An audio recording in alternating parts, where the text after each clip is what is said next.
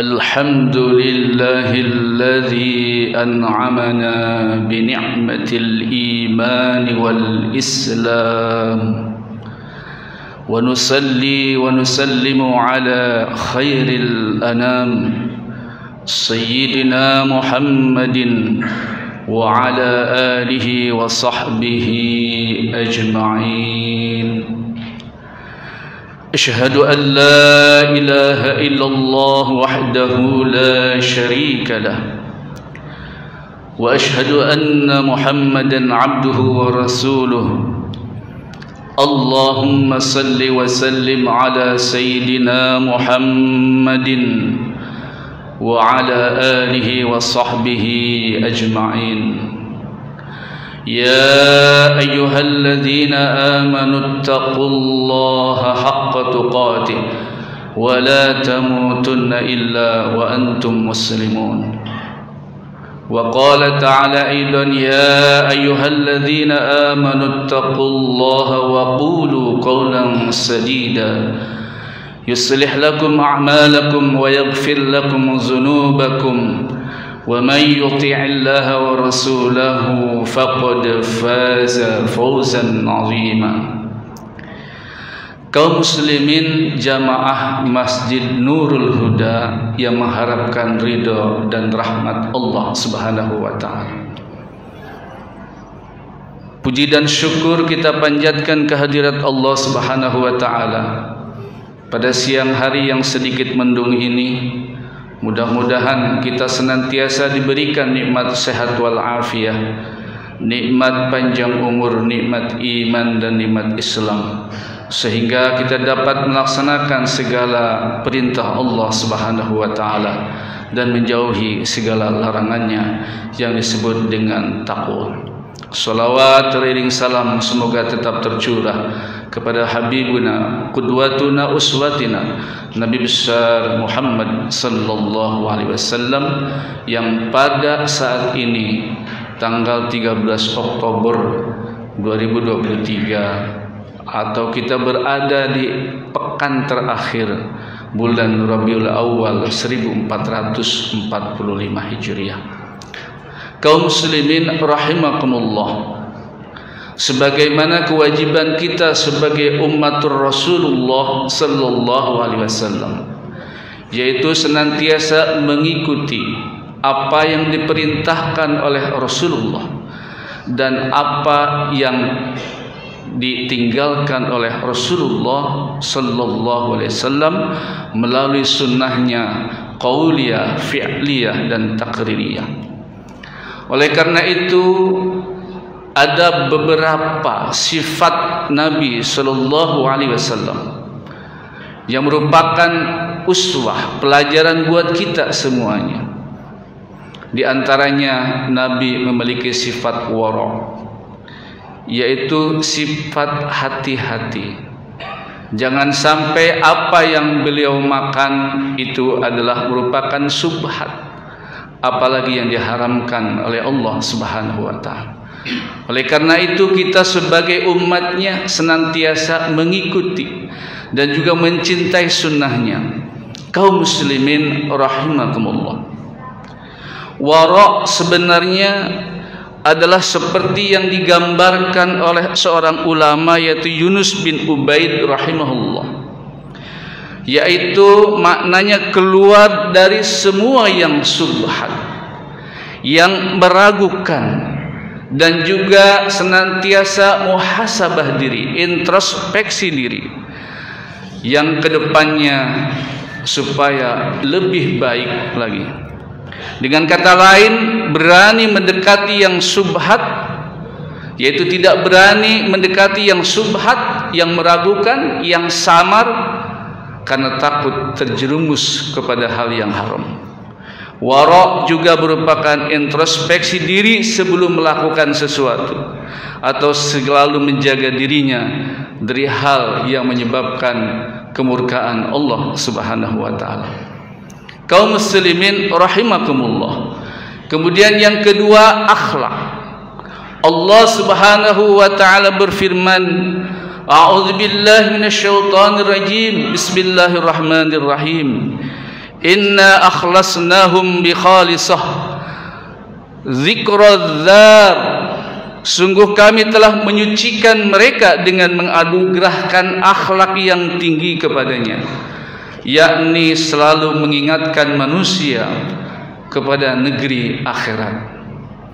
Kaum muslimin rahimakumullah, surah Shad ayat 46. Inilah akhlak yang paling tinggi setiap perkataan dan perbuatan, selalu mengingatkan manusia kepada negeri akhirat. Jika kita bisa mengikuti jejak beliau di zaman sekarang ini, maka sudah tentu siapa saja yang melihat perbuatan kita, yang mendengar ucapan kita, tentu mereka akan ingat akan negeri akhirat. Alangkah bahagianya di antara kita ketika orang melihat perbuatan kita, ketika orang mendengar ucapan kita, maka mereka seolah-olah mereka teringat bagaimana negeri akhirat. Inilah yang dicontohkan oleh baginda Rasulullah sallallahu alaihi wasallam. Hadirin yang mulia, sesungguhnya jika kita benar-benar mahabbatur Rasul, mencintai baginda Rasulullah sallallahu alaihi wasallam, sudah barang tentu kita hanya menjadikan beliau sebagai suri tauladan dalam setiap aktivitas dalam kehidupan kita sehari-hari. Sebagaimana Allah Subhanahu wa taala berfirman dalam surah Al-Ahzab ayat 21. A'udzubillahi minasyaitonir rajim. Laqad kana lakum fi Rasulillahi uswatun hasanah liman kana yarjullaha wal yawmal akhir wa dzakarallaha katsiran. Sungguh telah ada pada diri Rasulullah itu teladan yang baik bagi kamu, yaitu bagi orang-orang yang mengharap rahmat Allah dan kedatangan hari kiamat, yang hanya mengingat Allah Subhanahu wa taala.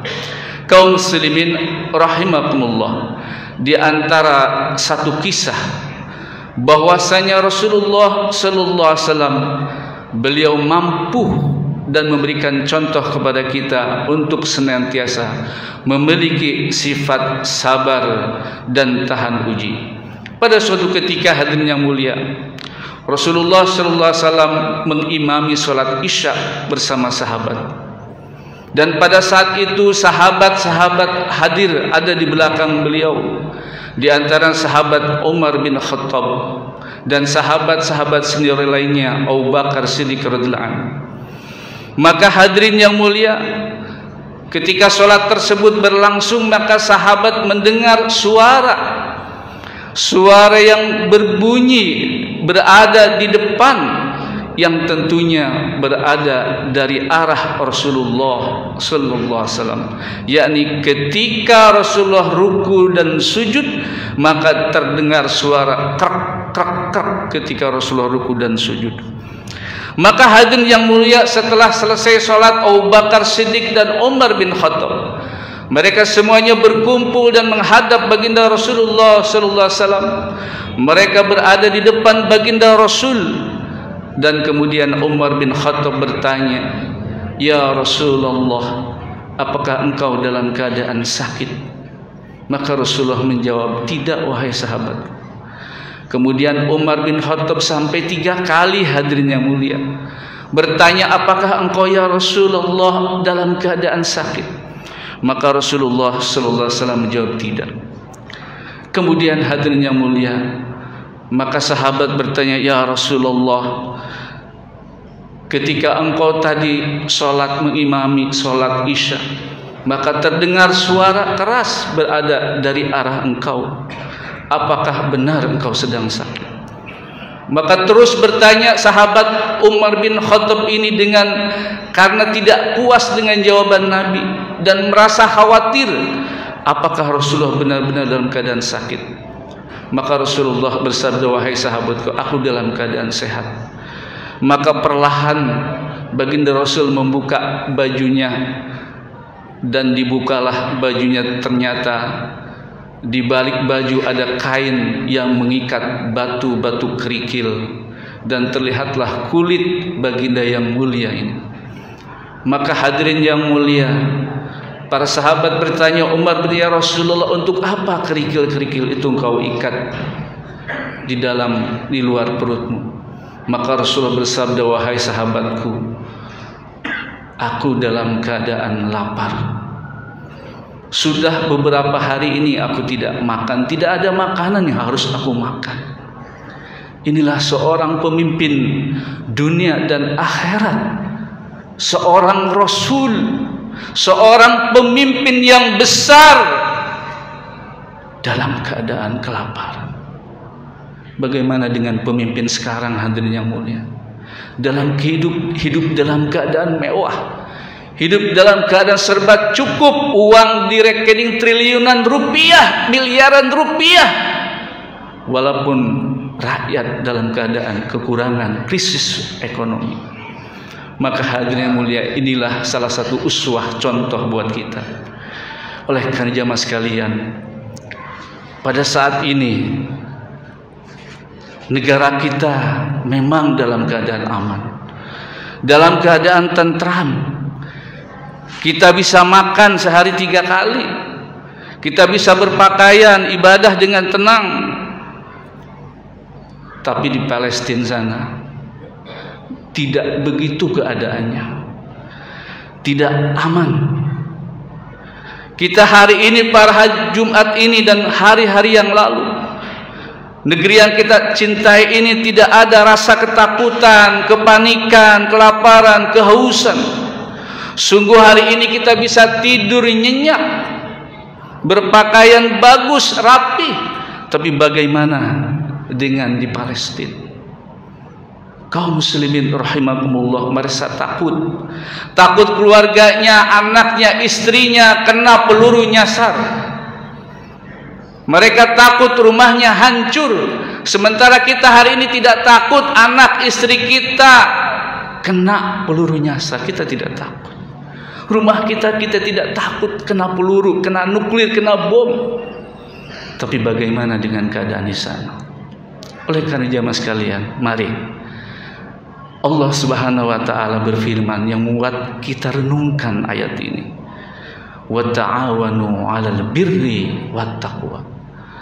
danlah kalian saling tolong menolong dalam kebaikan, dalam ketakwaan. Wala ta'awanu 'alal ismi wal 'udwan, dan janganlah kalian tolong menolong dalam keburukan. Wattaqullah, hendaklah kita takut kepada Allah. Innallaha syadidul iqab, dan siksa Allah amat berat. Kalau hari ini kita tidak punya kepedulian kepada orang lain, kepada sesama muslim, semua mukmin, maka Allah tidak akan tolong kita nanti di akhirat kaum muslimin. Itu sesuai dengan hadis Nabi sallallahu alaihi wasallam. Allah akan menolong hambanya selama hambanya masih menolong sesama muslim. Setidaknya hadirin yang mulia, apa yang kita punya, jangan nunggu kita punya. Mari kita infakkan di jalan Allah Subhanahu wa taala untuk membantu penderitaan mereka yang sedang ada di Palestina. Yang kedua, mari kita nanti berdoa dengan kunut nazilah, dan juga di akhir khutbah nanti kita akan selipkan doa-doa untuk mereka, saudara dan saudari muslim di Palestina. Kaum muslimin rahimakumullah, demikian khutbah yang dapat kami sampaikan. Mudah-mudahan dengan bantuan kita, doa kita, Allah berikan kemenangan kepada mereka, kesabaran. Allah hancurkan orang-orang kafir, orang-orang Yahudi yang terus menyiksa mereka, yang terus menyerang mereka. Amin ya rabbal alamin. A'udzubillahi minasyaitonir rajim. Bismillahirrahmanirrahim. Wal 'asr. Innal insana lafi khusrin illa alladzina amanu wa 'amilus solihati wa tawasaw bil haqq wa tawasaw bis sabr. Aqulu qawli hadha wa astaghfirullaha li wa lakum wa lisairil muslimina wal muslimat wal mu'minina wal mu'minat fastaghfiruhu innahu huwal ghafurur rahim.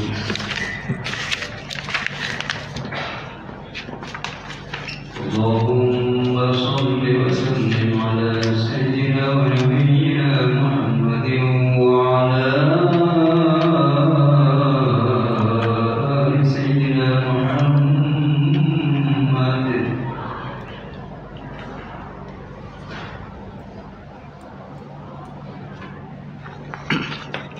Alhamdulillah, alhamdulillahilladzi lahul mulku wa lahul hamdu wa huwa ala kulli syai'in qadir. Wa asyhadu an la ilaha illallah wahdahu la syarika lah, wa asyhadu anna sayyidina Muhammadan abduhu wa rasuluhul basyirun nadhir was-sirajul munir. Allahumma salli wa sallim ala abdika wa rasulika Muhammadin wa ala alihi wa sahbihi ajma'in. Amma ba'du, fa ya ibadallah ittaqullaha wa rasulahu la'allakum turhamun. فقال تعالى إن الله وملائكته يصلون على النبي يا أيها الذين آمنوا صلوا عليه وسلموا تسليما. اللهم صل وسلم على محمد وعلى آل محمد كما صليت وسلمت على إبراهيم وعلى آل إبراهيم في العالمين إنك حميد مجيد. اللهم ارض على الخلفاء الراشدين أبي بكر وعمر وعثمان وعلي وسائر الصحابة والتابعين وعنا معهم يا أرحم الراحمين.